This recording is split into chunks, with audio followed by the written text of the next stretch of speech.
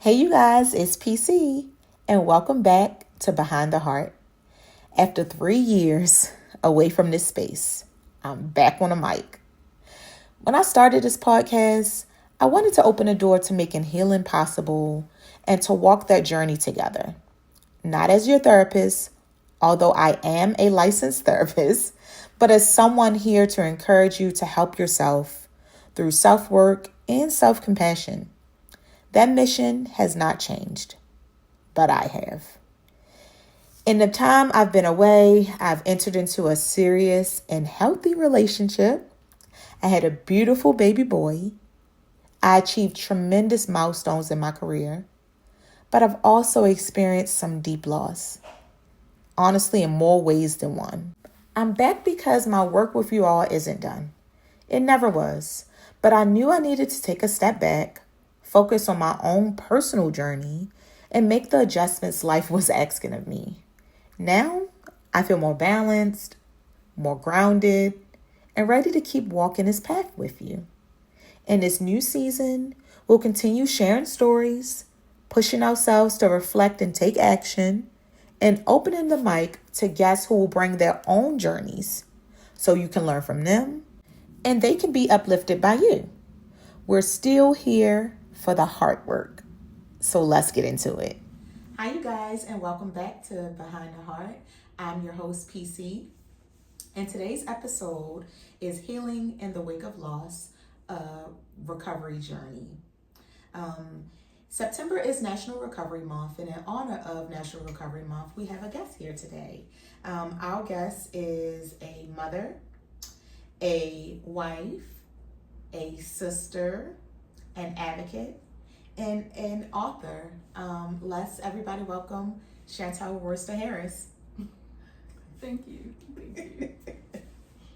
So Shantell, it's really nice to have you here with us today. As I mentioned, September is National Recovery Month, and so Recovery Month is really a opportunity to highlight individuals on their recovery journey, whether it's from mental health or whether it's from issues with substance use. But this podcast is really not focused on any specific diagnosis or any specific disorder. It's really talking about, really becoming our best selves and how do we heal ourselves and walk on that journey together. And so I'm really excited to have you here today.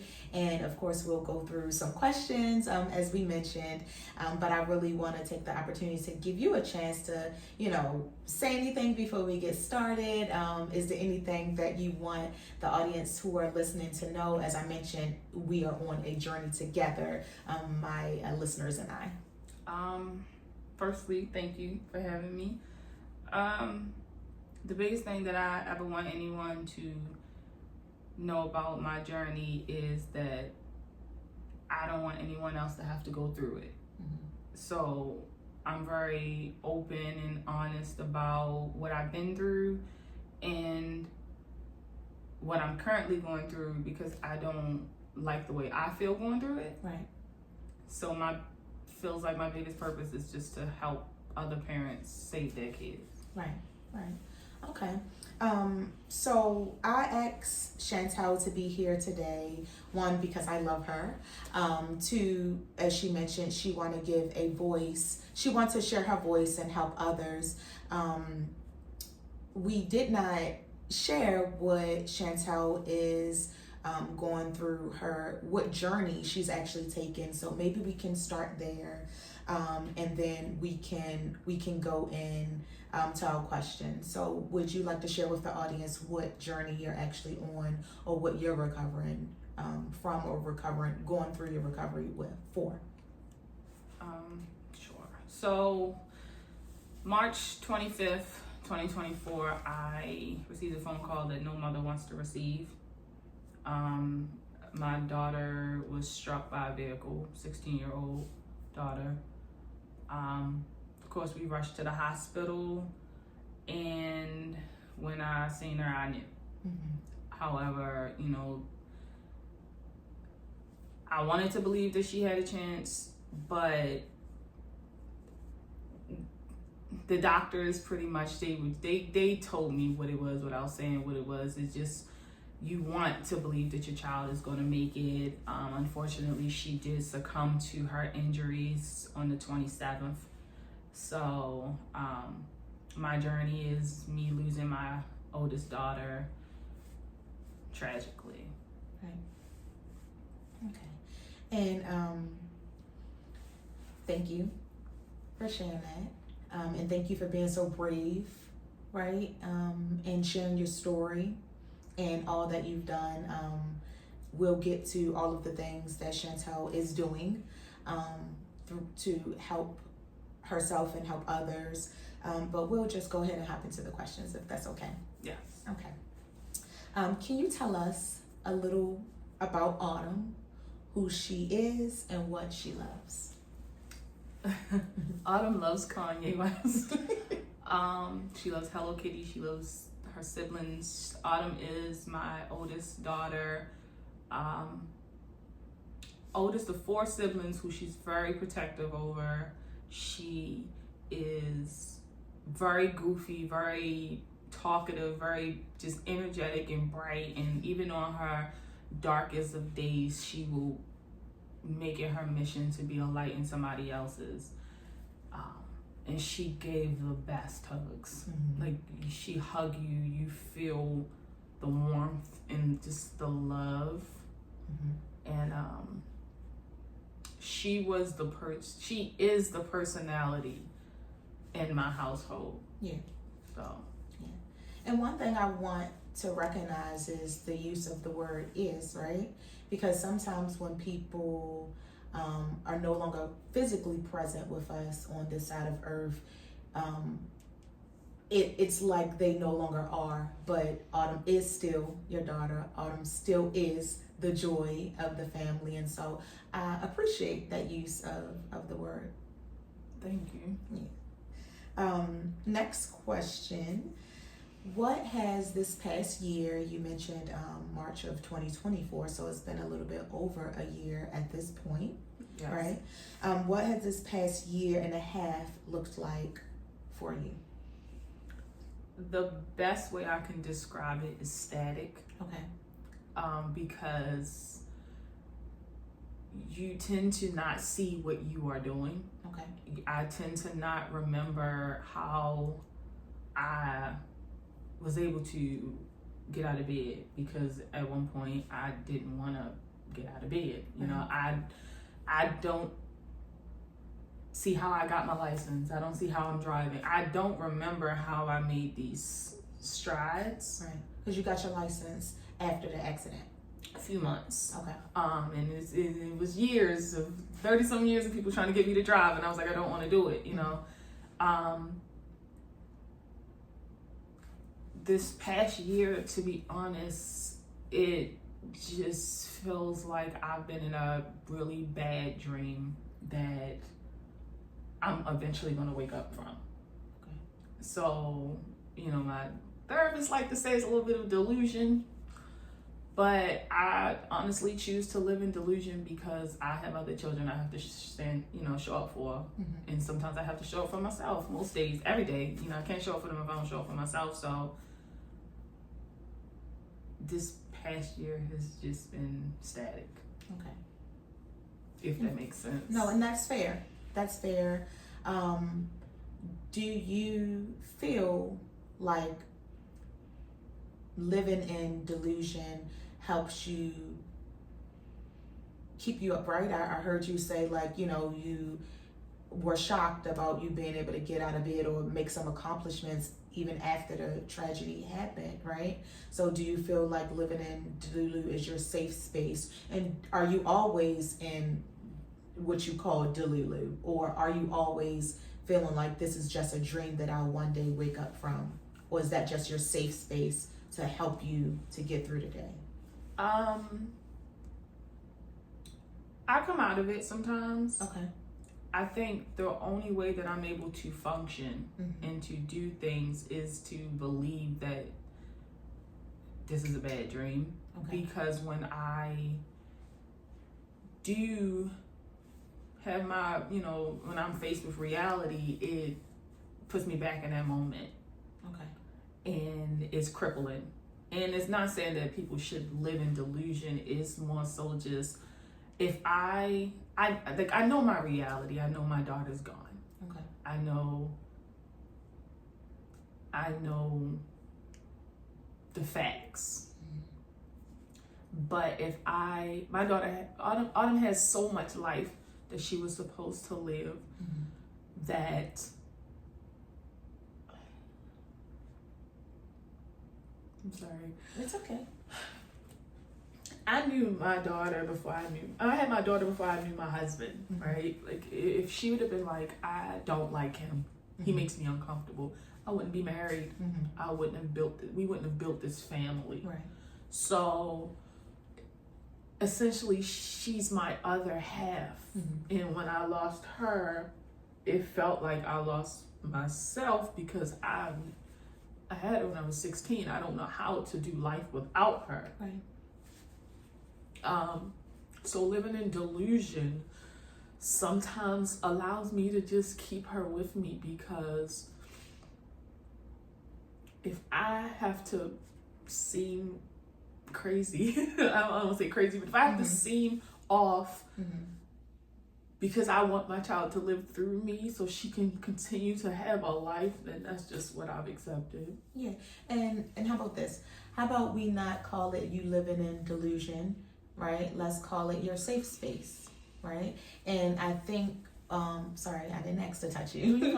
I think one thing, and that leads me to the next question, one thing that happens during a healing journey is that we find things that help us get through, right? And those things change as we continue to grow and as we continue to heal. Maybe one day it's walking, another day is journaling, and then you may wake up and neither one of those things work for you anymore. You know, some people choose support groups. Some people choose to say, this cannot be my reality. I'm going to choose right now, whether it's for today, whether it's for the next couple of months, I'm going to choose to feel like this has to be a dream because it's too hard to bear, but I'm still able to function in the moment.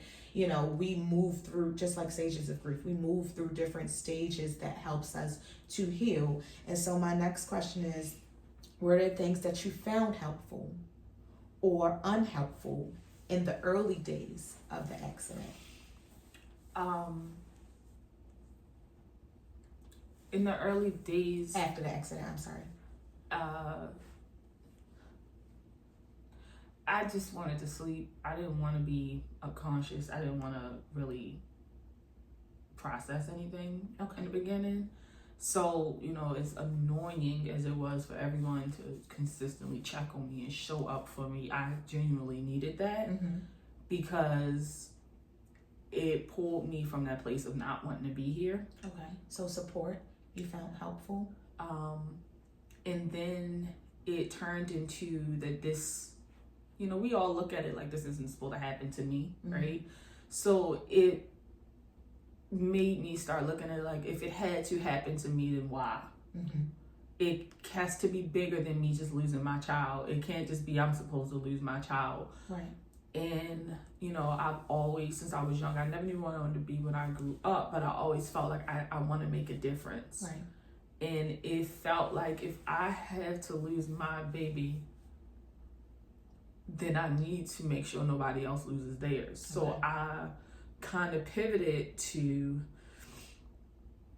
how can I give Autumn a legacy where she wanted to be a teacher. How can I allow her to teach kids to not make those mistakes that she may have made? Or how can I allow her to teach kids life lessons that everyone needs to know? So that kind of just helped me get past a lot of hard parts because it allowed me to hyperfixate on her. Right. Okay. So it sounds like you're saying support from family and friends, although hard to receive in that moment, ultimately looking back, it did help you pull you out of the bed at days. And then trying to find a deeper meaning of why this happened. Yeah. And also finding a purpose to continue to allow Autumn's name to live on for the rest of your days. Yes. Okay. Perfect. My next question, how would you describe the way grief has shown up in your body, your mind, and your spirit? You talked a little bit about your mind, right? And how you like to sometimes, hey, this is a bad dream. I'm going to live in that for right now. But was there any way that you felt like grief showed up in your body or in your spirit? When I say I'm tired, like physically tired, physically just drained all the time. Okay. I get these little moments where I'm like, I'm going to the gym because I need to be active and I need to get out of my funk. And it's short-lived because I just go back and forth because I know, like, as much as I'm out in society, I have these moments of just being jealous, right? Of just seeing people with their kids or seeing kids doing things. So I'll kind of sink back into, I just don't want to do anything. I don't want to go anywhere. I'll make plans, right, but I don't want to do them. As far as my spirit, I think that I am, I'm trying. And I think that's the best I can. I'm really hard on myself. So I give myself unrealistic expectations of who I'm supposed to be when I know realistically I'm never going to be who I used to be. So I want to be the fun person, the spiritual person. I want to do all of that, but I'm not that person anymore. So the most I can say is I'm trying. Yeah, and that's fair, right? That's all we can expect you to do. I don't think, as a mother as well, I don't think that any mother or any parent envisions them living beyond their children, right? And so we recognize that doesn't feel natural, right? And so showing up right now to tell your story and to tell Autumn's story is more than what someone could even believe is possible, right? And it's been, a little over a year. That's not that long ago. And with such a tragedy, right, it may feel like it was yesterday, right? Yeah. So that's all you can do is try, right? That's all we can expect of you is to try. So I'm proud of you. Thank you.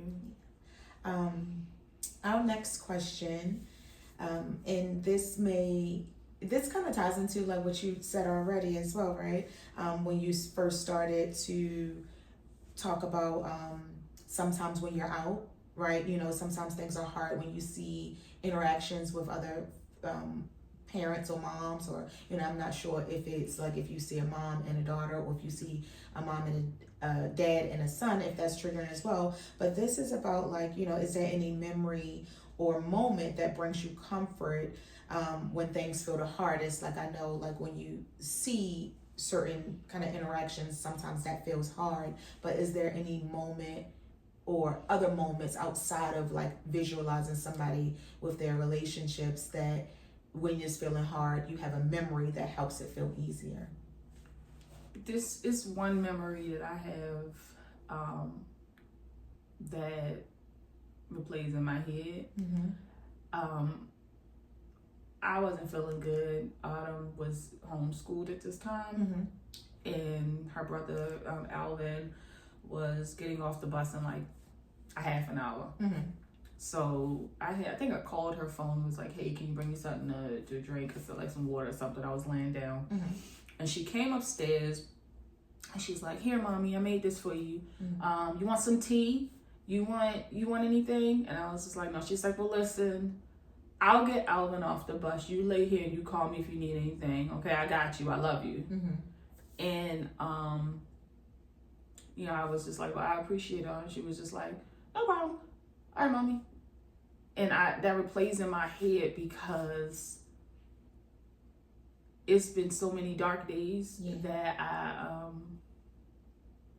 like all of her peers graduating or going to prom or going to college, and that's when the reality will start swallowing me up, right? So then I'll start questioning everything or just being hard, or I wish I could have saved you. And I can hear her say, don't worry, mommy, I got you. Yeah. And for some reason, that helps me not fall into depression, I guess. Yeah. Thank you. You're welcome.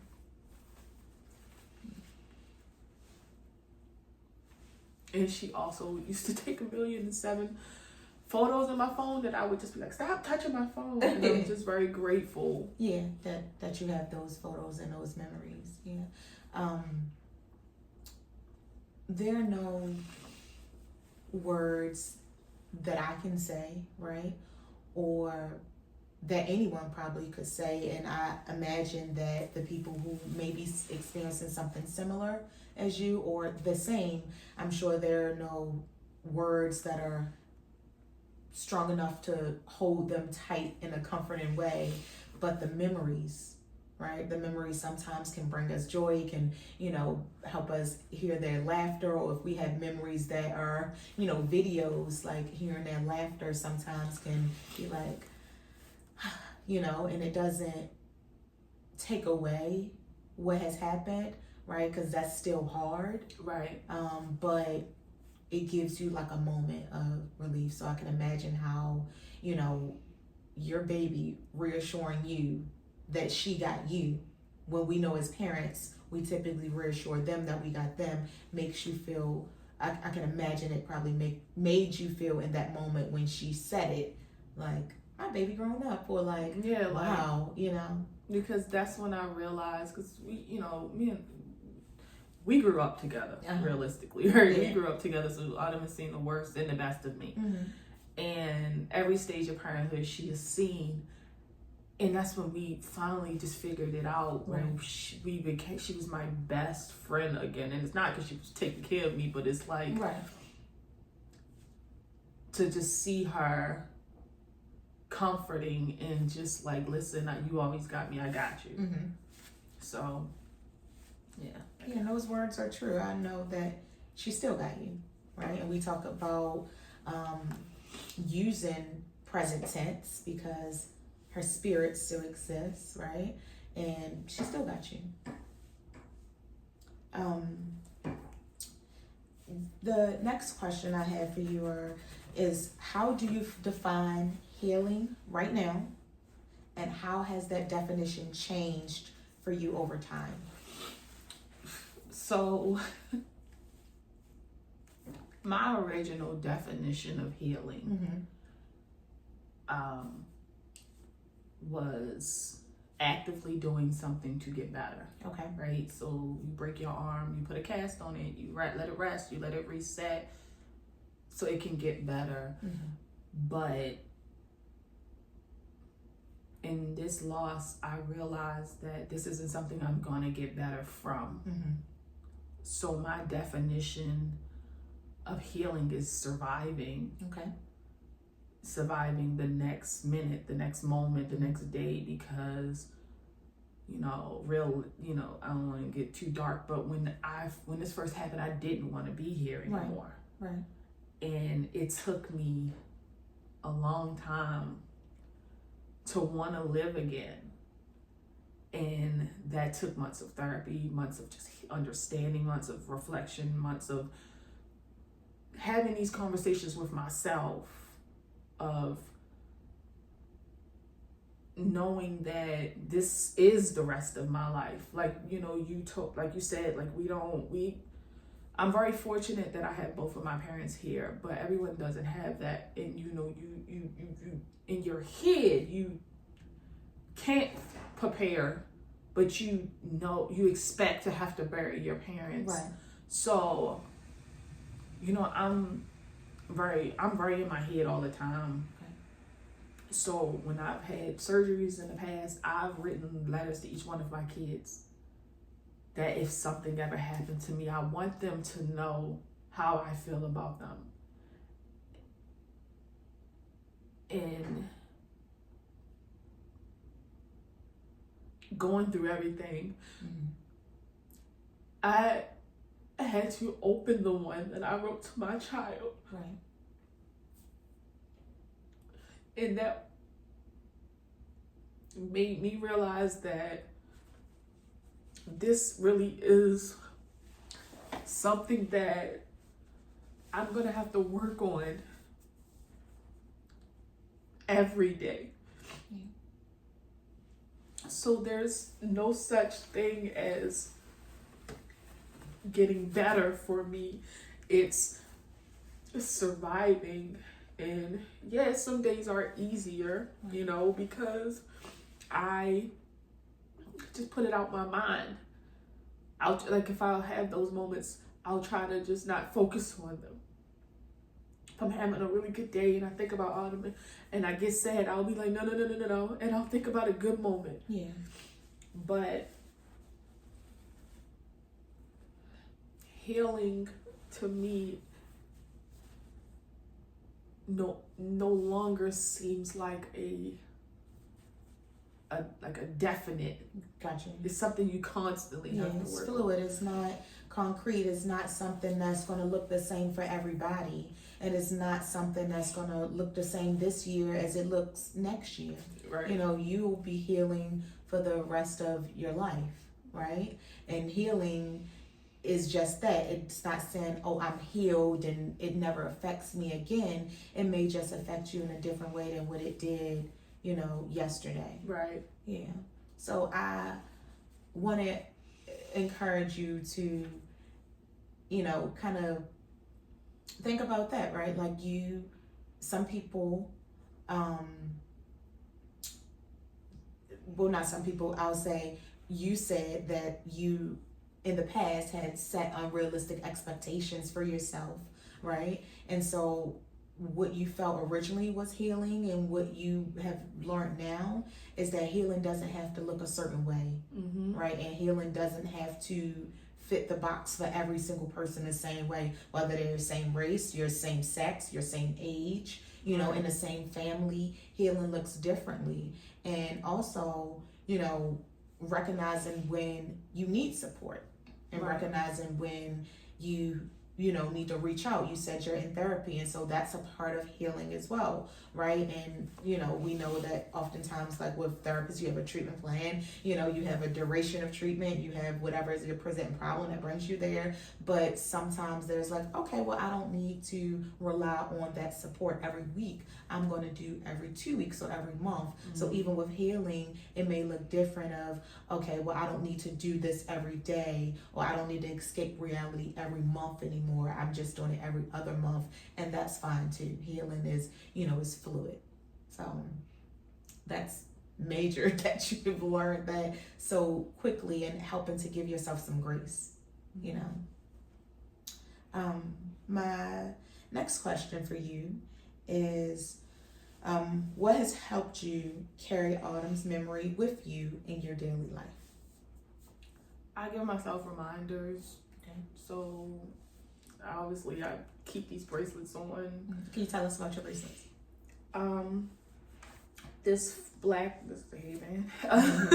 all black one is from Autumn's funeral.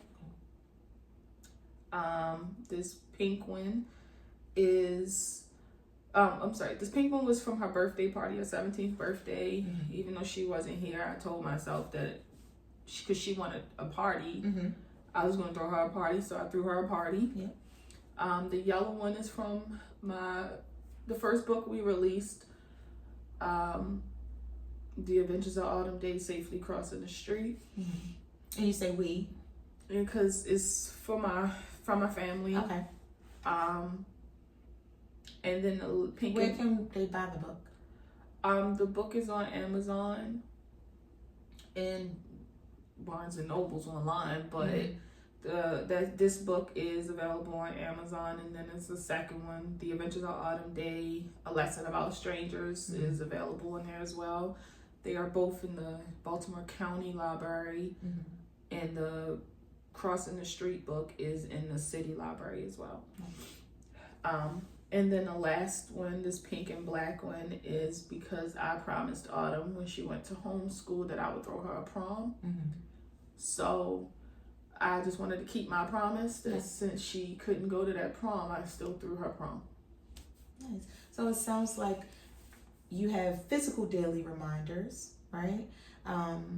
That you wear on you, but in addition, you have pieces of work that you and your family have put out to help not only you all remember her, because you say she wanted to be a teacher. Okay. But children's books that's helping other people remember her as well. Yes. I'm trying to get them into schools. Mm-hmm. That's what I've been actively working on since last year. Mm-hmm. I want her dream to come true, even if she's not here to physically see it. Right. So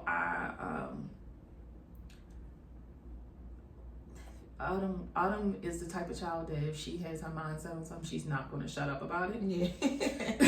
So if she wants something, she wants something. Right. And, you know, we had these conversations because she would be doing her schoolwork. I would be working at my computer and we would talk. And she was very adamant that this is what she wanted to go to school for. So I just needed her to be able to do that. And you're doing a great job. Definitely teaching children at both of the books. Mm-hmm. What would you say to someone who is newly walking the path of losing a child?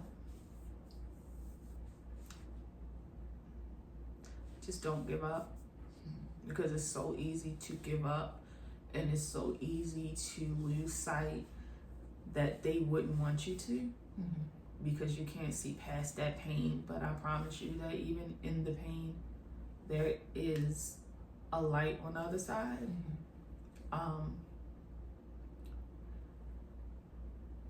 Just try, as hard as it sounds, I mean, as bad as it sounds, just make it to that next moment, that next second. That if you can make it one day, that's already a win. Yeah.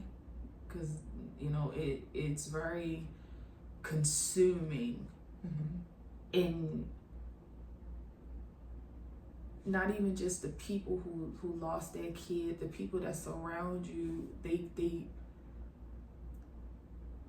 it's kind of off topic, but the way that what I can say from my experience mm-hmm. is that I wanted to isolate, and I've never been an isolating person. Mm-hmm. And the people that love me showed up for me. Yeah. And y'all would not allow me to push y'all away. Y'all checked on me, popped up, sent food, made me eat. Like,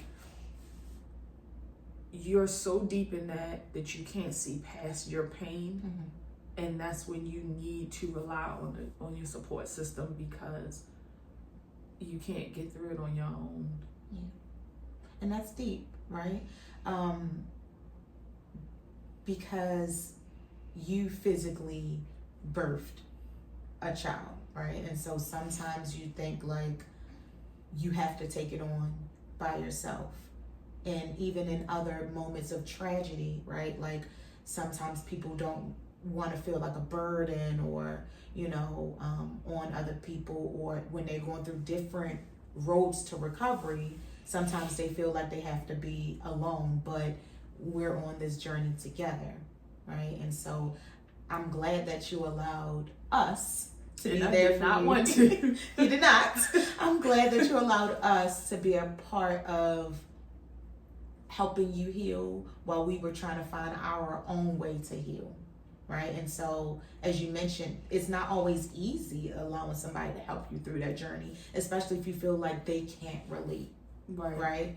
And so I think that's very powerful to say to someone, and on this journey to healing with a similar situation or the exact same situation, because you can easily isolate, and isolation is very dangerous. Mm-hmm. So,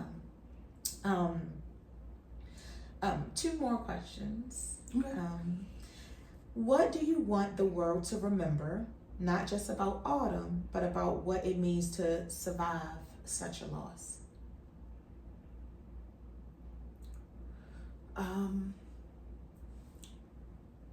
Two things.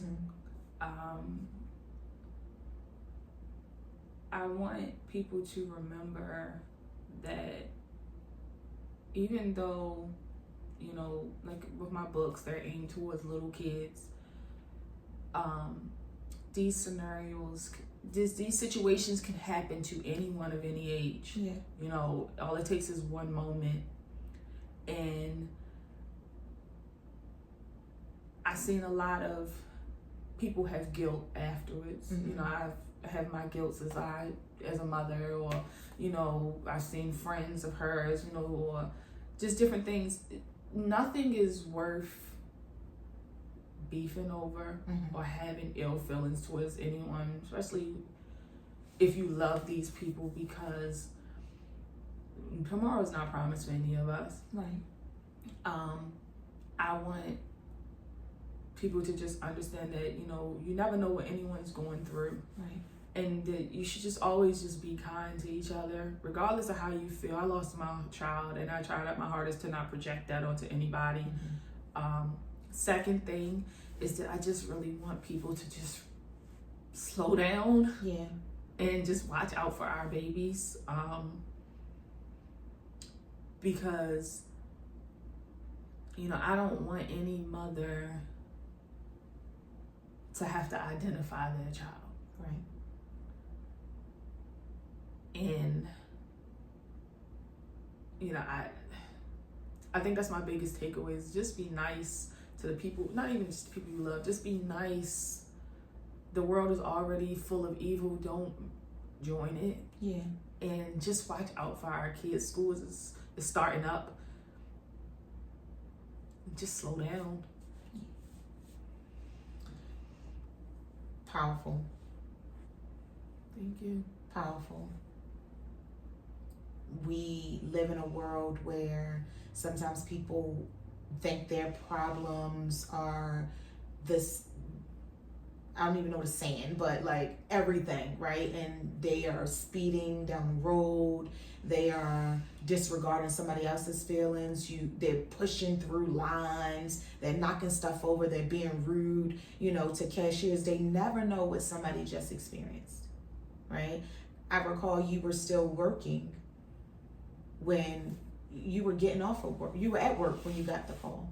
I had just got home. Yeah, but you were still like working a 9 to 5, and you know, when people know, of course they're kinder, right? But when people don't know, they sometimes could put somebody through the ringer. So not only should coworkers be gentle with everybody just because you don't know what somebody's breaking point is, but supervisors and agencies, they should be more caring, more thoughtful about their employees. We see all of the devastation that's happening across the world right now, and you know, it seems like there's no empathy, and you still don't know. People could be experiencing a traumatic event, and all of this chaos is going on, and that doesn't help it.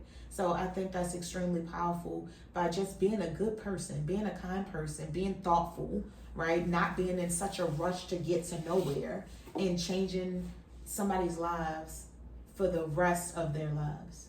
So I think that is powerful. I think my biggest thing is, you never know how close somebody is to the edge. So why push them over? Yeah. Why be that moment to push somebody over?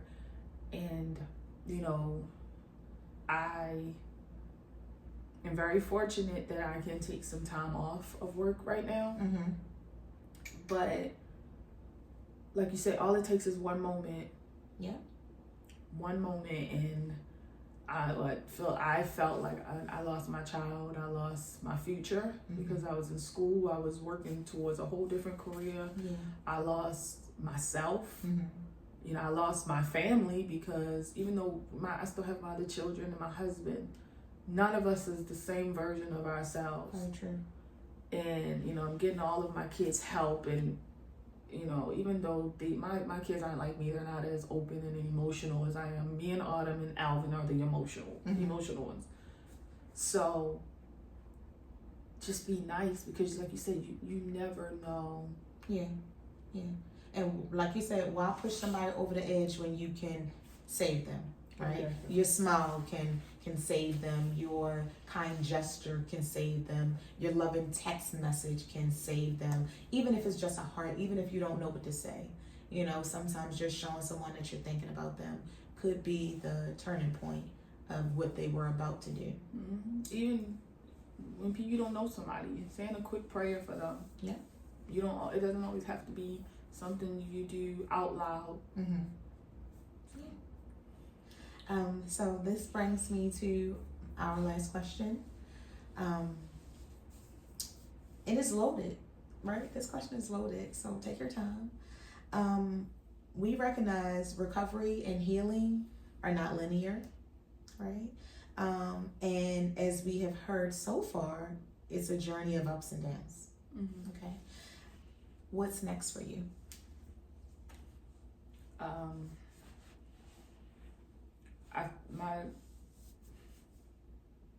I really want to get my first book. I want to get both of them, but I really, really want to get my first book into elementary schools across the nation, the world. You know, I just really want Autumn to make a difference. Yeah. I don't want her to be her tragedy. I want her to be her triumph in what happened to her. I don't want people to just feel sorry for me or feel sorry for us. I want people to take what happened and acknowledging that it could be any of us. Yeah. So let's just spread awareness that, you know, watch out for each other's babies. I genuinely, I want to start an organization, but I feel like my main focus right now is to just get Autumn's message out. Yeah. I'm currently working on my third book. Okay. But I'm holding off on releasing that one because I really want to focus on. I released 2 of them in like 6 months. So I'm like, that's major. I'm like, God, I probably should have waited so I can push the first one more. I don't even know if people know about the second one as much. But I just want my child to continue life even in her circumstances. Yeah.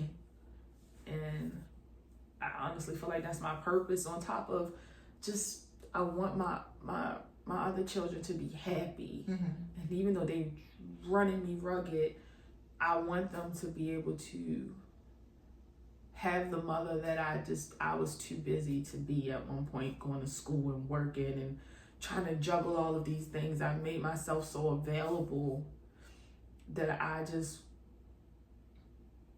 want to show up for them. So my biggest purpose right now is to just make sure Autumn can continue to live while still showing up for myself and my other kids and my husband. Thank you. Thank you for coming.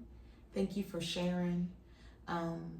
As I mentioned, this podcast is intended to help people with their healing journey and to help them achieve, you know, the best version of themselves that they want to be. But it's also about sharing stories and being real about what is happening right now and how we continue to go through the pain and get to the other side of it, and how, you know, nothing is us trying to achieve perfection, right? Because perfection is not realistic. So thank you for sharing your healing. As I always say, you know, we are on this journey together, and we are trying to uplift each other with our experiences in hopes that we can learn and grow from other people's experiences. And so I commend you. I thank you. I love you. And I'm just grateful for you joining me on this episode, my first episode back in, you know, several years. And so I appreciate you. And until next time, be kind to yourself and be kind to one another. Have a good one. Be whole.